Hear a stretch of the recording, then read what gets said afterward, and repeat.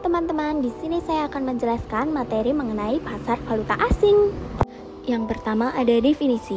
Pasar valuta asing atau foreign exchange market atau sering pula disebut dengan bunga falas adalah suatu mekanisme di mana orang dapat mentransfer biaya antar negara, memperoleh atau menyediakan kredit untuk transaksi perdagangan internasional dan meminimalkan kemungkinan resiko kerugian akibat terjadinya fluktuasi kurs mata uang.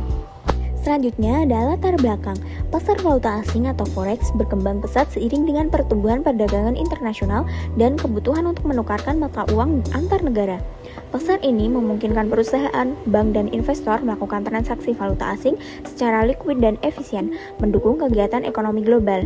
Fenomena ini didorong oleh pentingnya stabilitas mata uang, pergerakan harga yang cepat, serta kebutuhan akan lindungi nilai terhadap resiko mata uang. Dengan adanya pasar forex, proses pertukaran mata uang menjadi lebih transparan, aksesibel bagi berbagai pelaku ekonomi di seluruh dunia. Selanjutnya ada hubungan nilai valuta asing dengan suku bunga. Nilai valuta asing atau nilai tukar mata uang atau exchange rate adalah harga atau nilai dari suatu mata uang suatu negara yang diukur atau dibandingkan dengan mata uang negara lain.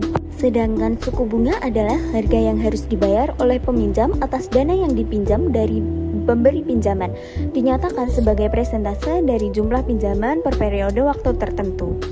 Nah, hubungan nilai valuta asing dengan suku bunga itu ada di perubahan suku bunga suatu negara yang dapat mempengaruhi nilai mata uangnya. Ketika suatu suku bunga di suatu negara meningkat, daya tarik investasi terhadap mata uang negara tersebut biasanya juga ikut meningkat, sehingga nilai valuta asing cenderung menguat.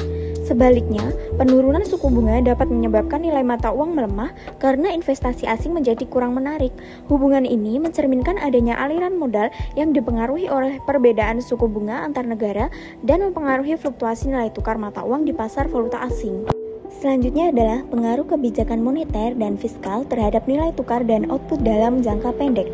Kebijakan moneter dan fiskal memiliki pengaruh signifikan terhadap nilai tukar dan output dalam jangka pendek.